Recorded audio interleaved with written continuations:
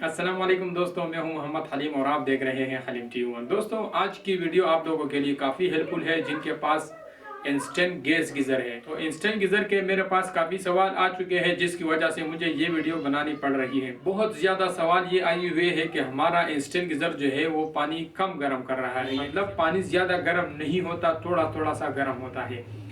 और दूसरा सवाल ये है कि हम जब टूटी ऑन करते हैं तो हमारा गीज़र जो है ऑन हो जाता है, कभी कभार वापस बंद हो जाता है और थोड़ी देर कभी चल जाता है, कभी बंद हो जाता है। तो इन दोनों का एक ही रीज़न है और ये बहुत इंपॉर्टेंट है हर उस बंदे के लिए जो भी बंदा ये गीज़र यूज़ कर रहा हो, गैस इंस्टेंट गीज़र। अगर वो एलपीजी हो या नेस गैस हो, लेकिन उसके पास ये मसला हो कि उसका गीज़र कम गर्म पानी कर रहा हो या उस वो टूटी ऑन करे तो ऑन हो जाता है, कभी कभार बंद हो जाता है, कभी थोड़ी देर ऑन होता है, कभी बंद होता है टूटी के साथ। तो मैं अक्सर लोगों को रिप्लाई कर देता हूँ कि आप अपना गैस का जो वाल है इसको मैक्स पे कर दे और ये वाला जो बर्नर वाला बटन है इसको वेंटर पे कर दे, तो आपका जो पानी है वो ज़्यादा गर्म आना शुरू हो जाएगा। लेकिन वो बंदा जो है वो मुझे दोबारा से रिप्लाई कर देता है कि ये भी वेंटर पे लगा हुआ है, ये भी मैक्स पे है, उसके बावजूद गर्म पानी नहीं आ रहा और कभी हम ऑन कर देते हैं तो ऑन हो जाता है, कभी ऑन नहीं हो जाता। तो उसका वजह क्या है? तो इसका मेन वजह मैं आप लोगों को बताने वाला हूँ। इसका मेन वजह यह है कि जब आप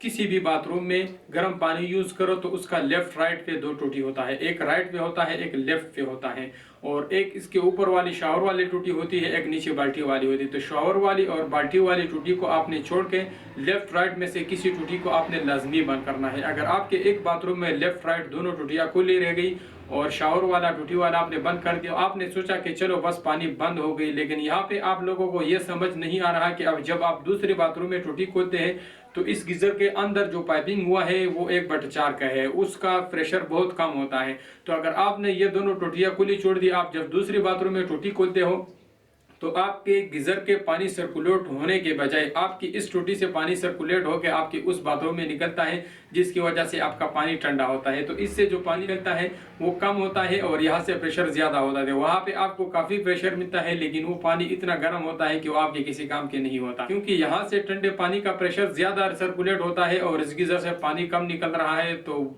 जो पानी इससे निकल रहा है वो गर्म है, लेकिन यहाँ से जो ठंडा पानी इसमें जाके मिक्स होता है तो वो आपको ठंडा पानी मिलता है। तो ये मेहरबानी किया करें कि किसी भी बाथरूम में आप लेफ्ट राइट में से किसी भी एक टूटी को बंद किया करें ताकि वहां से पानी आपका सर्कुलेट ना हो, तो आपकी गीजर का जो पानी है वो काफ़ी गर्म आएगा।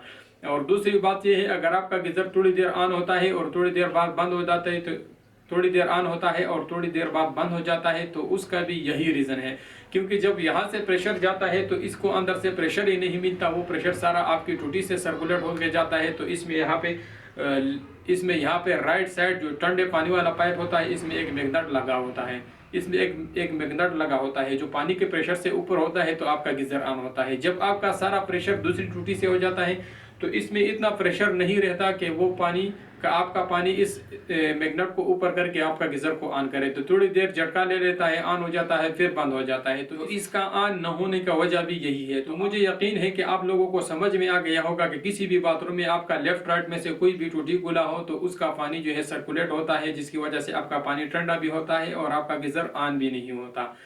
तो उम्मीद करता हूँ ये वीडियो आप लोगों को पसंद आया होगा। अगर वीडियो पसंद आए है तो लाइक करें, दोस्तों के साथ शेयर करें और चैनल को जरूर सब्सक्राइब करें। मिलते हैं नेक्स्ट इंटरेस्टेड वीडियो के साथ, तब तक के लिए इजाजत दीजिए। अल्लाह हाफिज।